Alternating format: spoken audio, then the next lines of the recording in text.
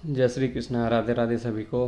तो आज हमारा 13वां दिन यानी डे 30, जिसका हम श्रीमद् भगवत गीता का यथास्वरूप सारांश को पढ़ रहे हैं। तो चलिए आज हम श्री कृष्ण की आज्ञा से इसको कहाँ तक पढ़ पाते हैं।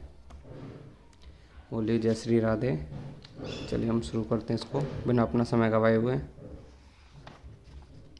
जैसा कि आपको पता होगा, कल हमने यहाँ तक इसको पढ़ लिया था। अब आज हम अपने यहाँ से स्टार्ट करेंगे इसको।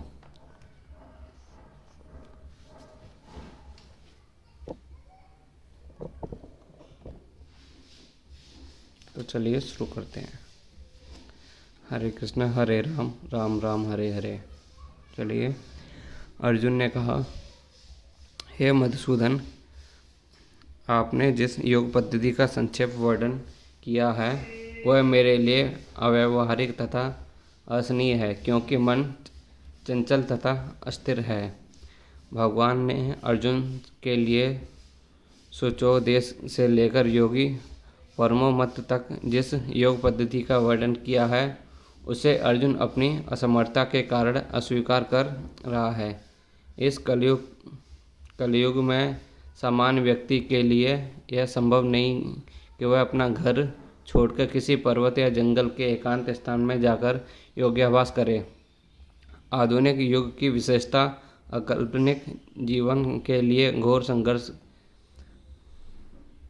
लोग सरल व्यवहारिक साधनों से भी आत्म साक्षात्कार के लिए उपयुक्त या गंभीर नहीं है।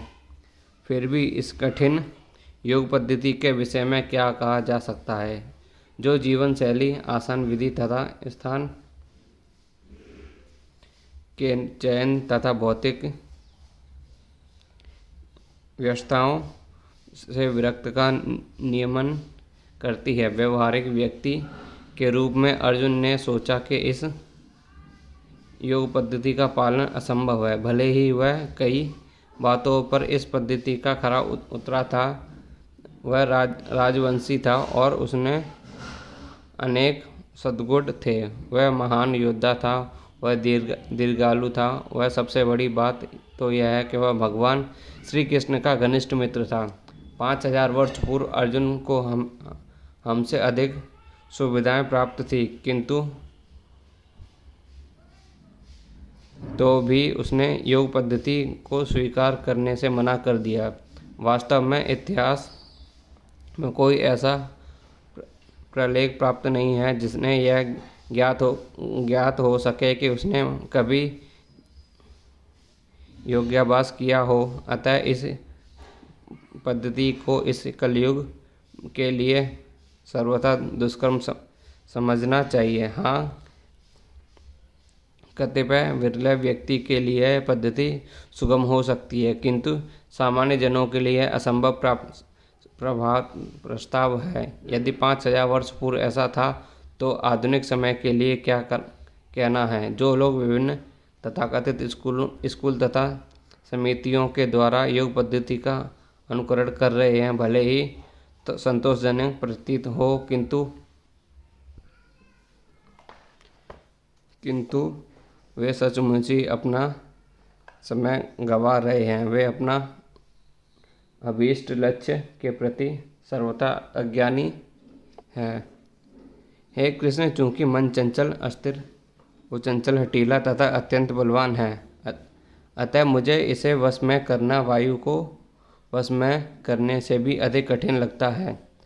मन इतना बलवान तथा दुराग्रही है कि कभी कभी यह बुद्धि का उल्लंघन कर देता है, यद्यपि उसे बुद्धि के अधीन माना जाता है। इस व्यवहार जगत में जहाँ मनुष्य को अनेक विरोधी तत्वों से संघर्ष करना होता है, उसके लिए मन को वश में कर पाना अत्यंत कठिन हो जाता है। कृत्रिम रूप से मनुष्य अपने मित्र तथा शत्रु दोनों के प्रति मानसिक संतुलन स्थापित कर सकता है, किंतु अंतिम रूप में कोई भी संसारी पुरुष ऐसा नहीं कर पाता, क्योंकि ऐसा कर पाना वेगवान वायु को वश में करने से भी कठिन है। वैदिक साहित्य में कहा गया है, प्रत्येक व्यक्ति इस भौतिक शरीर रूपी रथ पर आरूढ़ है और बुद्धि इसका सारथी है। मन लगाम है तथा इंद्रियां घोड़े हैं। इस प्रकार मन तथा इंद्रियों की संगति से यह आत्मसुख या दुख का भोगता है, ऐसा बड़े बड़े चिंतकों का कहना है। यद्यपि बुद्धि को मन का नियंत्रण करना चाहिए, किंतु मन इतना प्रबल तथा हठी है कि इसे अपनी बुद्धि से भी जीत पाना कठिन हो जाता है। जिस प्रकार की अच्छी से अच्छी दवा द्वारा कभी कभी रोग वश में नहीं हो पाता, ऐसे प्रबल मन को योगाभ्यास द्वारा वश में किया जा सकता है, किंतु ऐसा अभ्यास कर पाना अर्जुन जैसे संसारी व्यक्ति के लिए कभी व्यवहारिक नहीं होता। तो फिर अर्जुन मनुष्य के संबंध में क्या क्या कहा जाए।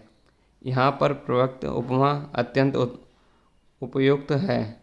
झंझावात को रोक पाना कठिन होता है और उच्छृंखल मन को रोक पाना और भी कठिन होता है।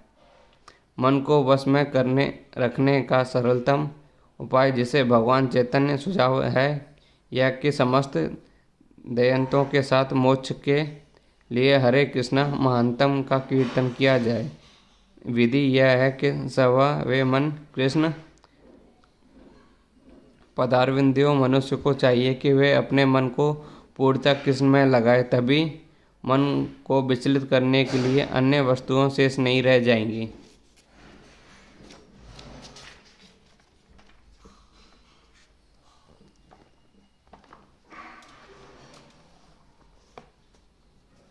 श्री कृष्ण भगवान श्री कृष्ण ने कहा, हे महाबली बाहु कुंती पुत्र, निसंदेह चंचल मन को वश में करना अत्यंत कठिन है, किंतु उपयुक्त अभ्यास द्वारा विरक्त द्वारा ऐसा संभव है। अर्जुन द्वारा व्यक्त इस हठीले मन को वश में करने की कठिनाई को भगवान स्वीकार करते हैं, किंतु साथ ही वे सुझाते हैं कि अभ्यास तथा वैराग्य द्वारा यह संभव है। यह अभ्यास क्या है? वर्तमान युग में तीर्थवास, परमात्मा का ध्यान, मन तथा इंद्रियां का निग्रह, ब्रह्मचर्य का पालन, एकांतवास आदि कठोर विधि विधानों का पालन कर पाना संभव नहीं, किंतु कृष्ण भावनामृत के अभ्यास से मनुष्य भगवान की नवधाव्यक्ति का आचरण करता है। ऐसा भक्ति का प्रथम अंग है। कृष्ण के विषय में श्रवण करना मन को समस्त प्रकार के दुनिश्चितताओं से शुद्ध करने के लिए परम शक्तिशाली एवं दिव्य विधि है। कृष्ण के लिए जितना ही अधिक श्रवण किया जाता है, उतना ही मनुष्य उन वस्तुओं को प्रति अनासक्त होता है। जो मन को कृष्ण से दूर ले जाने वाला है, मन को उन सारे कार्यों से विरक्त कर लेने पर जिनसे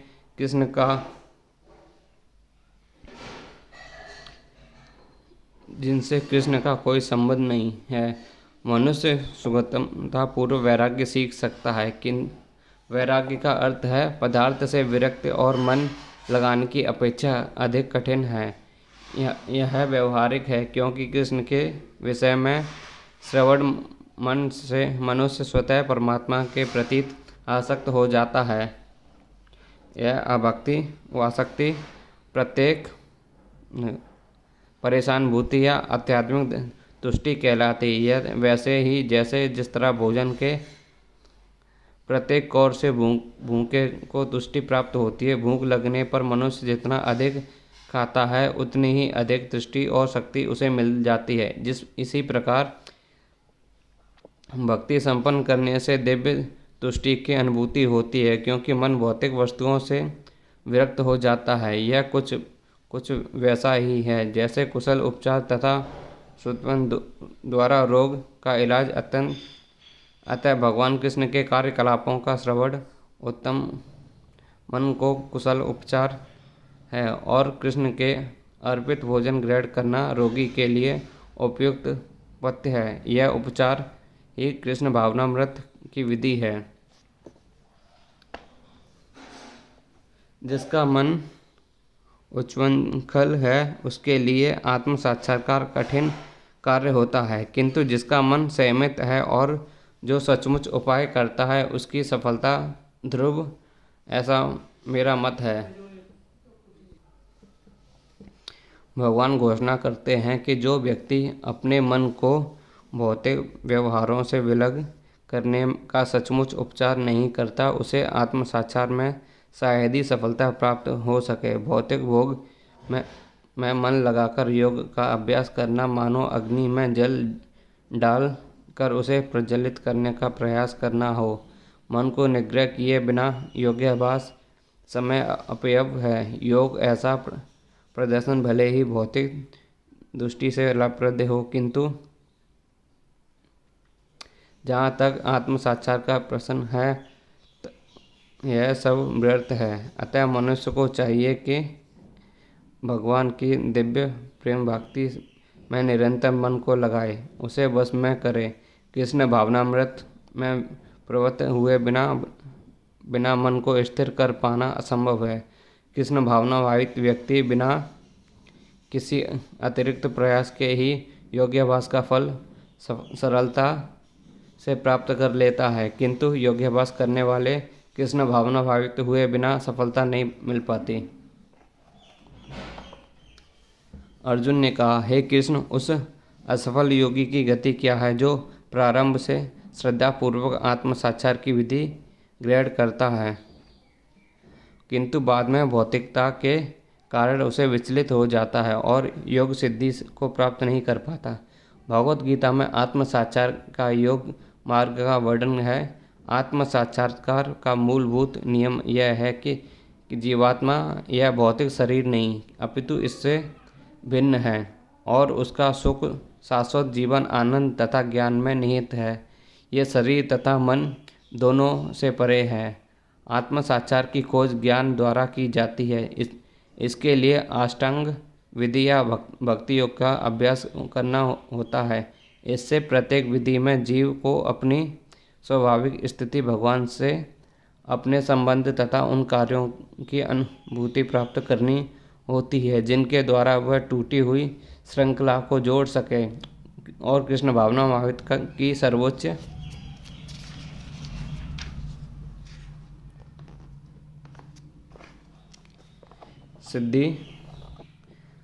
सिद्धि प्राप्त कर सके। इन तीनों विधियों में किसी का एक का पालन करके मनुष्य देर सवेर तक चरम लक्ष्य को प्राप्त होता है। भगवान की द्वितीय अध्याय में इस पर बल दिया है कि दिव्य मार्ग में थोड़े से प्रयास से भी मोक्ष की महती आशा है। इन तीनों से प्रबल इस युग के लिए भक्ति योग विशेष रूप से उपयुक्त है, क्योंकि इस साक्षात्कार की यह श्रेष्ठतम प्रत्यम विधि है। अतः अर्जुन पुनः शाश्वत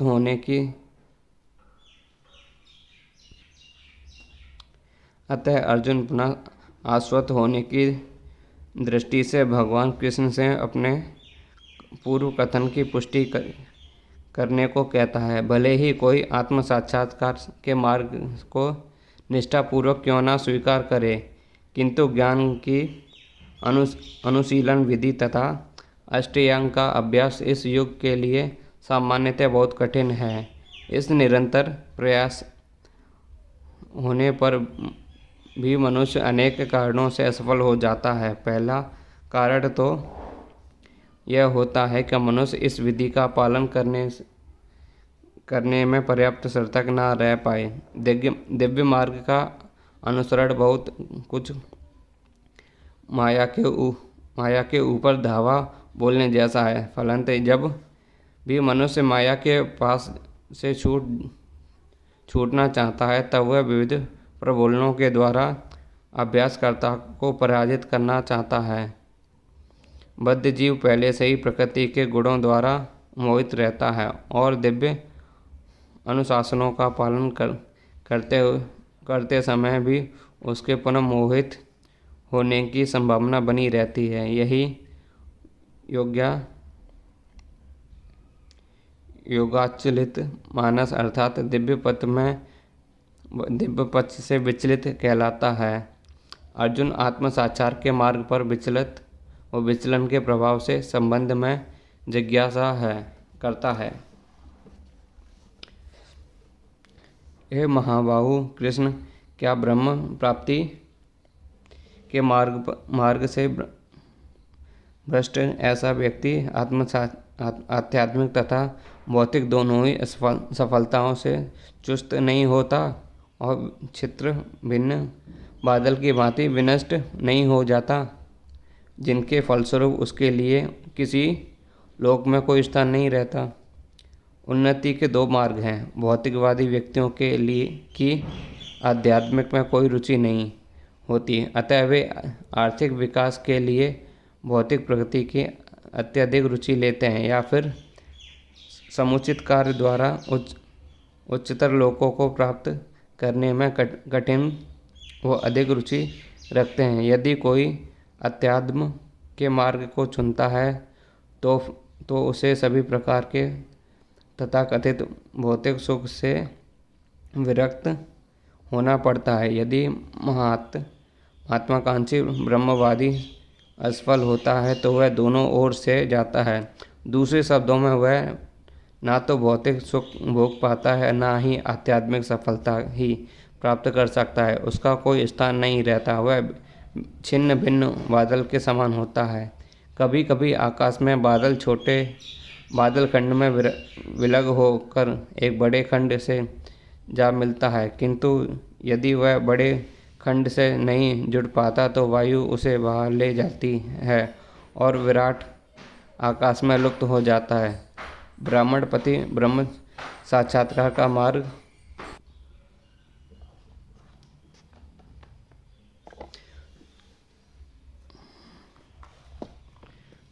है जो अपने आप को परमेश्वर का अभिन्न अंश जान लेने पर प्राप्त होता है, और यह परमेश्वर ब्रह्म परमात्मा तथा भगवत रूप में प्रकट होता है। भगवान श्री कृष्ण परम सत्य के पूर्ण प्रकटतम के है, अतः जो इस परम पुरुष की शरण में आता है, परम पुरुष की शरण में जाता है, वही सफल योगी है। ब्रह्म तथा परमात्मा साक्षात के माध्यम से जीवन के इस लक्ष्य तक पहुँचने में अनेकानेक जन्म लग जाते हैं। अतः दिव्य साक्षात्कार सर्वश्रेष्ठ मार्ग भौतिक योग या कृष्ण भावनामृत की प्रत्यक्ष विधि है। हे कृष्ण, यही मेरा संदेश है और मैं आपसे पूर्णतः दूर करने की प्रार्थना कर रहा हूँ। आपके अतिरिक्त अन्य कोई ऐसा नहीं जो इस संदेह को नष्ट कर सके। कृष्ण भूत वर्तमान तथा भविष्य के जानने वाले हैं। भगवत गीता के प्रारंभ में भगवान ने कहा कि सारे जीव वृष्टि रूप में भूतकाल में विद्वान थे, इस समय विद्यमान हैं और भवबंधन से मुक्त होने पर भविष्य में भी व्यष्टि रूप में बने रहेंगे। इस प्रकार उन्होंने व्यष्टि जीव के भविष्य विषयक प्रश्न का स्पष्टीकरण कर दिया है। जब अर्जुन असफल योगियों के भविष्य के लिए भविष्य में जानना चाहता है, कोई ना तो कृष्ण के समान है और ना ही उनसे बड़ा, तथा कथित बड़े बड़े ऋषि तथा दार्शनिक जो प्रकृति की कृपा पर निर्भर है, निश्चय ही उनकी समता नहीं कर सकता है। अतः समस्त संदेहों का पूरा उत्तर पाने के लिए कृष्ण का निर्णय अंतिम तथा पूर्ण है, क्योंकि वे भूत वर्तमान तथा भविष्य के ज्ञाता हैं, किंतु उन्हें कोई भी नहीं जानता। कृष्ण तथा कृष्ण भावनाभावित व्यक्ति ही जान सकते हैं कि कौन है और क्या है। भगवान ने कहा, हे पार्थ, हे प्रथापुत्र, कल्याण कार्यों में निरत योगी का ना तो इस लोक में और ना परलोक में ही विनाश होता है। हे मित्र, भलाई करने वाला कभी बुराई से पराजित नहीं होता।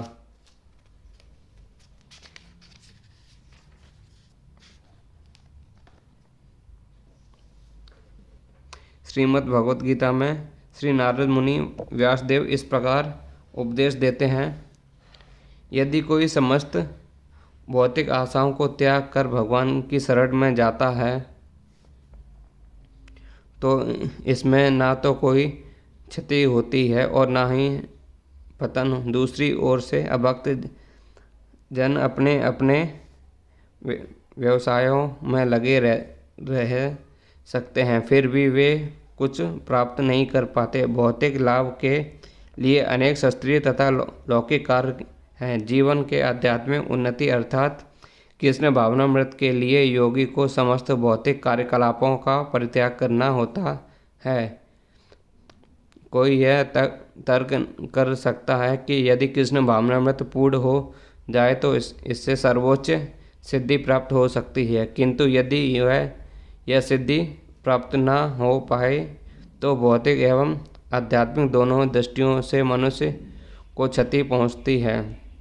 शास्त्रों का आदेश है कि यदि आध्यात्मिक दोनों दृष्टियों से मनुष्य को क्षति पहुंचती है, शास्त्रों का आदेश है कि यदि कोई धर्म का आचरण नहीं करता तो उसे पापफल भोगना पड़ता है। अतः जो दिव्य कार्यों को ठीक से नहीं कर पाता उसे फल भोगना होता है। भगवान पुराण आश्वस्त करता है कि असफल योगी को चिंता करने की आवश्यकता नहीं, भले ही उसे ठीक से स्वधर्मचरण का न करने का फल भोगना पड़े तो भी वह घाटे में नहीं रहता, क्योंकि शुभ कृष्ण भावना में भावित भावनामृत कभी विस्मृत नहीं होता। जो इस प्रकार में लगा रहता है कि वह अगले जन्म में निम्न योनि में ही जन्म लेकर पहले की भांति भक्ति करता है, और दूसरी ओर जो केवल नियत कर्मों को दृढ़तापूर्वक करता है, किंतु यदि उसमें कृष्ण भावनामृत का अभाव है तो अवश्य नहीं कि उसे शुभ फल प्राप्त हो। इस श्लोक का तात्पर्य इस प्रकार है। भगवान मानवता के दो विभाग किए जा सकते हैं, नियमित तथा अनियमित। जो लोग अगले जन्म तथा मुक्ति के ज्ञान के बिना पाशविक इंद्रिय तृप्ति में लगे रहते हैं वे अनियमित विभाग में आते हैं। जो लोग शास्त्रों में वर्णित कर्तव्य के सिद्धांतों का पालन करते हैं वे नियमित विभाग में वर्गीकृत होते हैं। अनियमित विभाग के संस्कृत तथा असंस्कृत, शिक्षित तथा अशिक्षित, बली तथा निर्बल लोग पाशविक प्रवृत्ति से पूर्ण हैं। उनके कार्य कभी भी कल्याणकारी नहीं होते, क्योंकि वे पशुओं की भांति आहार, निद्रा, भय तथा मैथुन का भोग करते हुए इस संसार में निरंतर रहते हैं, जो सदा ही दुखमय है। किंतु जो लोग शास्त्रीय आदेशों के अनुसरण सहमत रहते हैं और इस प्रकार क्रमशः कृष्ण भावनामृत को उद्देश्य प्राप्त है, वे निश्चित रूप से जीवन में उन्नति करते हैं। कल्याण मार्ग के अनुयायियों को 3 वर्ग में विभाजित किया जा सकता है। 1. भौतिक संप्रभुता को उपयोग करने वाले शास्त्रीय विधि विधान के अनुयायी। नंबर 2. इस संसार से मुक्ति पाने के लिए प्रयत्नशील लोग तथा नंबर 3. कृष्ण भावनामृत के भक्त। प्रथम वर्ग के अनुयायियों को पुनः 2 श्रेणियों में विभाजित किया जा सकता है। सकाम कर्मी तथा इंद्रिय तृप्ति की इच्छा न करके सकाम कर्मी जीवन के उच्चतर स्तर तक ठीक उठते हैं, यहाँ तक कि स्वर्गलोक को जा सकते हैं। जो भी इस संसार से मुक्त न होने के कारण से वे सही ढंग से शुभ मार्ग का अनुगमन नहीं करते, शुभ कर्म तो वे हैं जिसे मुक्ति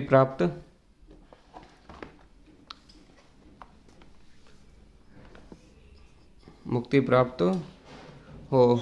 कोई भी ऐसा कार्य जो परम आत्म साक्षात्कार या देहात्मिक बुद्धि से मुक्ति की ओर उन्मुख नहीं होता, वह रंच मात्र भी कल्याण प्रसाद नहीं होता। कृष्ण भावनामृत संबंध कार्य ही एकमात्र शुभ कार्य के हैं, और जो कृष्ण भावनामृत के कार्य पर प्रगति करने के उद्देश्य से स्वेच्छा से समस्त शारीरिक असुविधाओं को स्वीकार करता है, वही घोर तपस्या के द्वारा पूर्ण योगी कहलाता है। चूँकि अष्टयोग पद्धति कृष्ण भावनामृत की चरम अनुभूति के लिए होती है, अतः यह पद्धति भी कल्याण प्रसाद। अतः जो कोई इस दिशा में यथावश प्रयास करता है उसे कभी अपने पतन के प्रति भयभीत नहीं होना चाहिए। असफल योगी पवित्र माताओं के लोकों में अनेक वर्षों तक भोग करने के बाद या तो सदाचारी पुरुषों के परिवार में या के धनवानों में कुल जन्म लेता है। असफल योगियों की दो श्रेणियां हैं। एक वो जो कि बहुत थोड़ी उन्नति के बाद ही भ्रष्ट होते हैं। दूसरे वे जो दीर्घ काल तक योगाभ्यास करने के बाद भ्रष्ट होते हैं। जो योगी अल्पकालिक अभ्यास के बाद भ्रष्ट होता है उसे स्वर्गलोक को जाता है, जहाँ केवल पुण्य आत्माओं को प्रविष्ट होने दिया जाता है। वहाँ पर दीर्घकाल तक रहने के बाद उसे पुनः इस लोक में भेजा जाता है, जैसे वह किसी सदाचारी ब्राह्मण वैश्य के कुल में या धनवान वणिक के कुल में जन्म ले सके। योगाभ्यास का वास्तविक उद्देश्य कृष्ण भावनामृत की सर्वोच्च सिद्धि प्राप्त करना है, जैसा कि इस अध्याय के अंतिम में श्लोक में बताया गया है कि किंतु इसे अव्यवसायी नहीं होते और जो भौतिक प्रलोभनों के कारण असफल हो जाते हैं उन्हें अपनी भौतिक इच्छाओं की पूर्ति करने की अनुमति दी जाती है। तत्पश्चात उन्हें उत्तरदायी या धनवान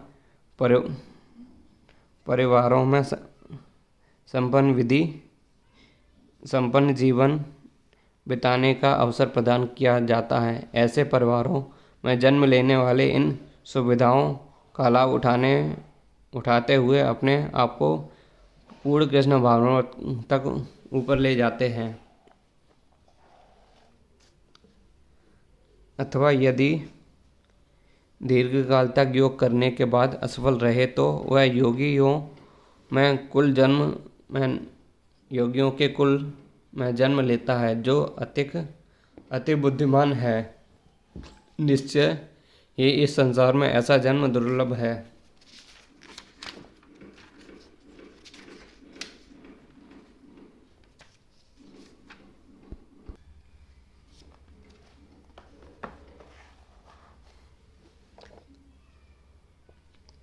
यहाँ पर योगियों के बुद्धिमान कुल में जन्म लेने की प्रशंसा की गई है, क्योंकि ऐसे कुल में उत्पन्न बालक को प्रारंभ से ही आध्यात्मिक प्रोत्साहन प्राप्त होता है।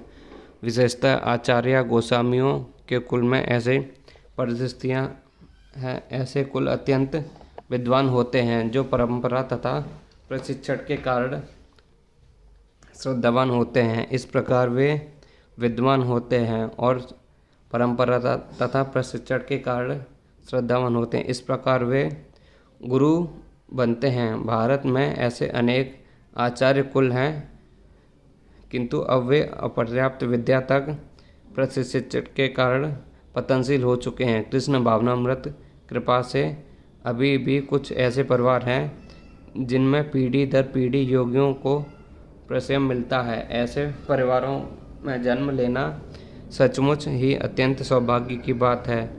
सौभाग्यवश हमारे गुरु विष्णु प्रसाद श्रीमद् भक्ति सिद्धांत सरस्वती गोस्वामी महाराज को तथा स्वयं हमें भी ऐसे परिवारों में जन्म लेने का अवसर प्राप्त हुआ। हम दोनों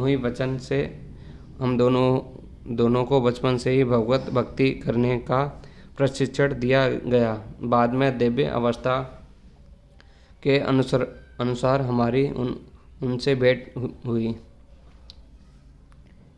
हे कुरुनंदन, ऐसा जन्म पाकर वह अपने पूर्व जन्मों की देवी चेतना को पुनः प्राप्त करता है और पूर्ण सफलता प्राप्त करने के उद्देश्य से वह आगे उन्नति करने का प्रयास करता है। राजा भरत, जिन्हें तीसरे जन्म में ब्राह्मण कुल में जन्म मिला। पूर्ण दिव्य चेतना की पुनः प्राप्ति के लिए उत्तम जन्म उदाहरणता रूप है। भरत विश्व पर भर के सम्राट थे और तभी यह लोक देवताओं के बीच भारतवंश के नाम से विख्यात है। पहले भी इलाव्रत वर्ष के नाम से ज्ञात है।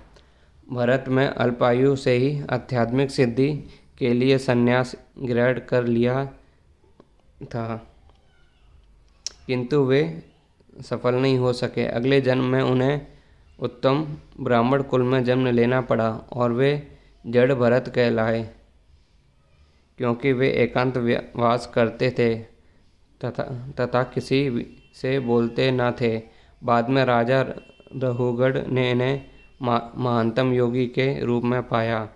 उनके जीवन में यह पता चलता है कि दिव्य प्रयास अथवा योग्याभ्यास कभी व्यर्थ नहीं जाता। भगवत कृपा से योगी को कृष्ण भावनामृत में पूर्ण सिद्धि प्राप्त करने के बारंबार सुयोग प्राप्त होते रहते हैं।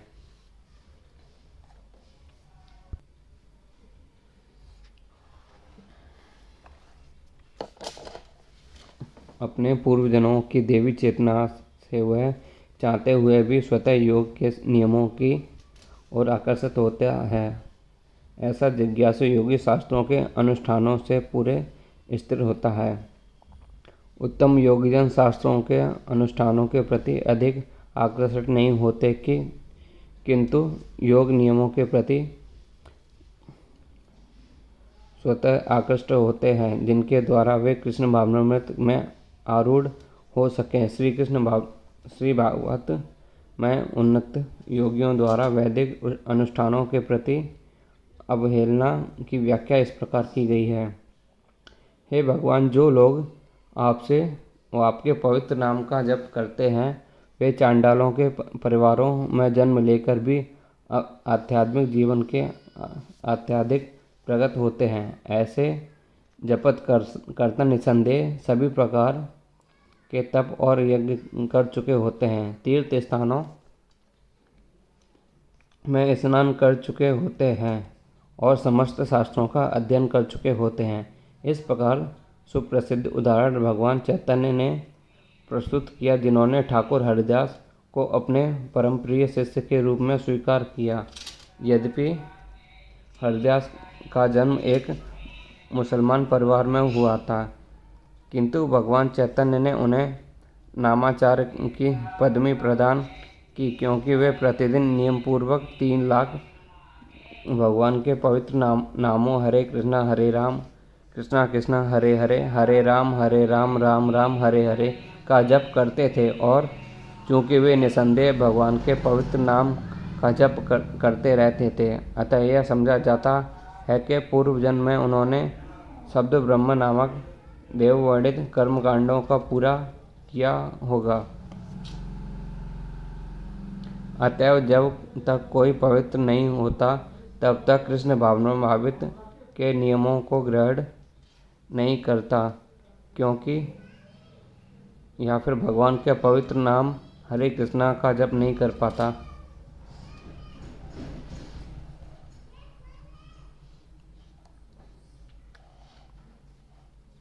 और जब योगी समस्त कल्मश से अशुद्ध सच्ची निष्ठा से आगे प्रगति करने का प्रयास करता है, अंतलोत्मा अनेक जन्मों के अभ्यास के पश्चात सिद्धि प्राप्त करके वह परम को प्राप्त करता है।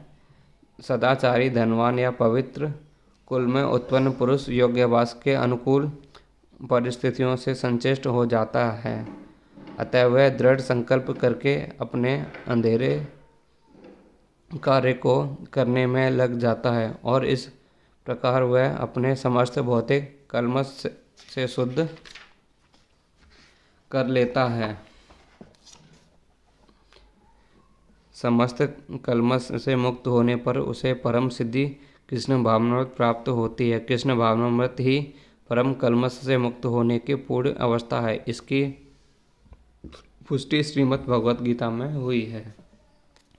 अनेक जन्मों तक पुण्य कर्म करने में कोई समस्त कल्मश तथा मोहमंद द्रव्यों से पूर्णतः मुक्त हो जाता है। तभी वह भगवान की दिव्य प्रेम भक्ति में लग जाता है। योगी पुरुष तपस्वी से ज्ञानी तथा सकाम कर्मी से बढ़कर होता है। अतः हे अर्जुन, तुम सभी प्रकार से योगी बनो। जब हम योग का नाम लेते हैं तो हम अपनी चेतना को परम सत्य के साथ जोड़ने की बात करते हैं। विविध अभ्यासकर्ता इस पद्धति को ग्रहण की गई विशेष विधि के अनुसार विभिन्न नामों से फुरफुराते हैं। जब योग पद्धति सकाम कर्मों में मुख्यतः संबंधित होती है तो कर्मयोग कहलाती है। जब यह चिंतन से संप्रबद्ध होती है तो ज्ञान योग कहलाती है, और जब यह भगवान की भक्ति से संबंधित होती है तो भक्ति योग कहलाती है।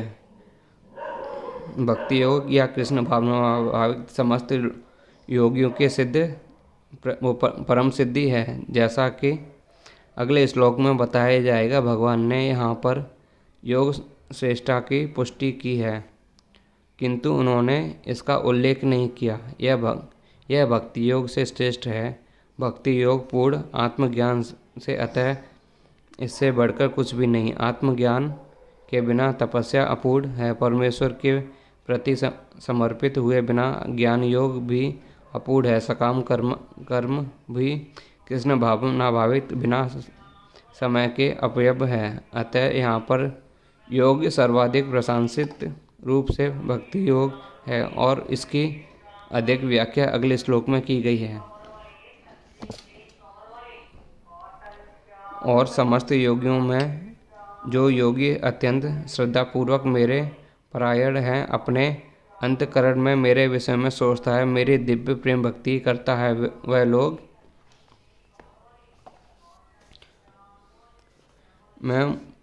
मुझ में परम अंतर्गत रूप में मुक्त रहता है, और वे स्वभाव में सर्वोच्च, यही मेरा मत है। यहाँ पर बजते हुए शब्द महत्वपूर्ण हैं। बजते हुए भज धातु से बना, जिसका अर्थ है सेवा करना। अंग्रेजी शब्द वर्णित पूजन से यह भाग व्यक्त नहीं होता, क्योंकि इससे पूजा करना, सम्मान दिखाना अथवा योग का सम्मान करना सूचित होता है, किंतु प्रेम तथा श्रद्धापूर्वक सेवा तो श्री भगवान के नियमित है। किसी सम्मानीय व्यक्ति या देवता की पूजा ना करने वाले लोग को अशिष्ट कहा जा सकता है, किंतु भगवान की सेवा ना करने वाले को तो पूरी तरह वर्तस्य भी कहा जा सकता है। प्रत्येक जीव भगवान की असंख्य रूप है, और इस तरह प्रत्येक जीव को अपने स्वभाव के अनुसार भगवान की सेवा करनी चाहिए। ऐसा ना करके वह नीचे गिर जाता है। भागवत पुराण में इसकी पुष्टि की गई है। जो मनुष्य अपने जीवनदाता आदि भगवान की सेवा नहीं करता और अपने कर्तव्य में शिथिलता बरतता है, वह निश्चित रूप से अपनी स्वाभाविक स्थिति से नीचे गिरता है। भागवत पुराण इस श्लोक में भजंती शब्द ब्रह्म तथा हुआ है। भजंती शब्द का अर्थ परमेश्वर के लिए प्रयुक्त किया जा सकता है, जबकि वाणिज पूजन का प्रयोग देवताओं या अन्य किसी सामान्य जीव के लिए नहीं किया जाता। इस श्लोक में प्रयुक्त अवजंतनीय शब्द भगवत गीता में पाया जाता है। अवजंतनीय माँ बूढ़ा केवल मूर्ख तथा धूर्त भगवान कृष्ण का उपहास करते हैं। ऐसे मूर्ख भगवत भक्ति की प्रवृत्ति न होने पर भी भगवत गीता का भाष्य कर बैठते हैं। फलतः वह भजंती तथा वर्ष पूजन शब्दों के अंतर को नहीं समझ पाते। भक्ति योग समस्त योगों की पद्धति है। अन्य योग तो भक्ति एक पहुँचने के साधन मात्र है। योग वास्तव में अर्थ भक्ति योग है। अन्य सारे योग भक्ति योग के रूप में गतवंत की दिशा में अग्रसर होते हैं। कर्म फल से लेकर भक्ति योग तक का लंबा रास्ता आत्म साक्षात्कार तक का जाता है। निष्काम कर्मयोग इस रास्ते मार्ग का आरंभ है। जब कर्मयोग में ज्ञान तथा वैराग्य की वृद्धि होती है तो यह अवस्था ज्ञान योग कहलाती है। जब ज्ञान योग में अनेक भौतिक विधियों से परमात्मा के ध्यान में वृद्धि होने लगती है और मन पर लगा रहता है, उन अष्टयोग कहते हैं। इस अष्टयोग को पार करने के लिए जब मनुष्य श्री भगवान कृष्ण के निकट पहुंचता है तो वह भक्ति योग कहलाता है। यथार्थ भक्ति योग ही चरम लक्ष्य है, किंतु भक्ति योग का सूक्ष्म विश्लेषण करने के लिए अन्य योगों को समझना होता है। अतः जो योगी प्रगतिशील होता है वह शाश्वत कल्याण के सही मार्ग पर चल रहता है। जो किसी एक बिंदु पर दृढ़ रहता है और आगे प्रगति नहीं करता, वह कर्म योगी, ज्ञान योगी, ध्यान योगी, राजयोगी, हठ योगी आदि नामों से पुकारा जाता है। यदि कोई इतना भाग्यशाली होता है कि भक्ति योग को प्राप्त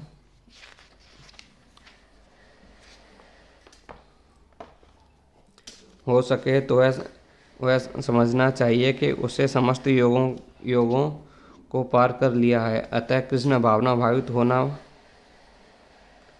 योग सर्वोच्च की अवस्था, ठीक उसी तरह जैसे कि हम यह कहते हैं कि विश्व स्तर पर पर्वत में हिमालय सबसे ऊंचा है, जिसकी सर्वोच्च चोटी एवरेस्ट है। कोई विरल भाग्यशाली ही वैदिक विविधता के अनुसार भक्ति योग के पथ पर स्वीकार करके कृष्ण भावना भावित हो जाता है।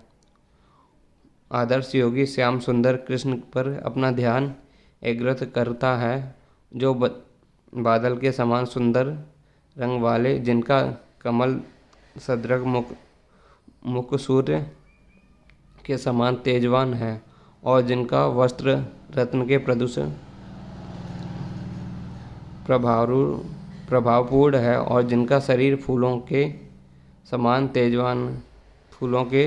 समान माला से सुशोभित है। उन अंगों को प्रदीप्त करने वाली उनकी ज्योति ब्रह्म ज्योति कहलाती है। वे राम, नरसिंह, वराह तथा श्री भगवान कृष्ण जैसे विभिन्न रूपों में अवतरित होते हैं।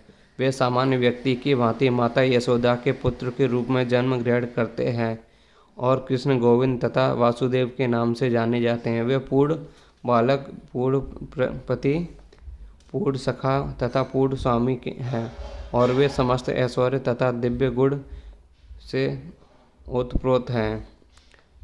जो श्री भगवान के इन अणु से पूर्णतः अव्यक्त रहता है वह सर्वोच्च योगी कहलाता है।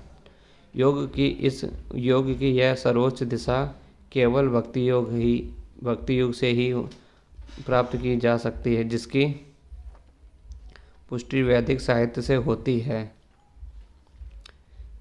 जिन महात्माओं के हृदय में श्री भगवान तथा गुरु में परम श्रद्धा होती है, उनमें वैदिक ज्ञान पूर्ण तात्पर्य प्रकाशित हो जाता है।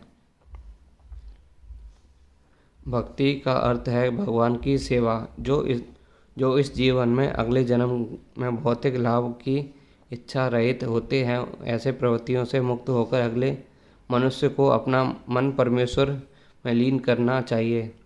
नैष्कर का यह प्रयोजन गोपाल तापनी उपनिषद में यह कुछ ऐसा साधन है जिनसे योग की परम सिद्धि अवस्था भक्ति या कृष्ण भावना भावित को संपन्न किया जा सकता है।